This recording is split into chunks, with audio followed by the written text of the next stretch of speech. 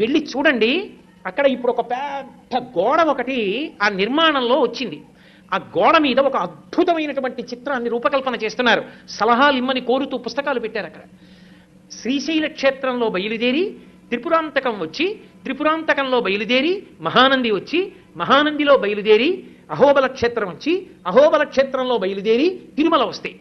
ఈ మధ్యలో ఉన్నటువంటి కొండలు పరమ పావనమయ్యా నంది మండలము అది ఎలా ఉంటుందో ఒక ఊహాచిత్రంగా ఊహిస్తే, ఆ కొండల మధ్యలోంచి ఎన్నో కొండలు, ఇన్ని కొండల మధ్యలో ఉన్నటువంటి ఈ క్షేత్రములను, కొండ మీద ఉన్న క్షేత్రాలకి ఉన్న మార్గం ఒక పెద్ద పాము మిలికలతో పడుకున్నట్టుంటుంది. అది వెంకటాచలం దగ్గరికి వచ్చేటప్పటికి పడగలు విప్పి శేషుడు అవుతుంది. దాని మీద ఆనంద నిలయం ఒక మణి అవుతుంది. ఆ మణిలో పరమేశ్వరుడు వెంకటాచలపతి ఉంటారు. ఒక అద్భుతమైనటువంటి ఊహాచిత్రం. దాన్ని అక్కడ ఉంచారు. అది కొద్ది రోజుల్లో అక్కడ గోడ మీదకి ఎక్కబోతోంది. నాకనిపించింది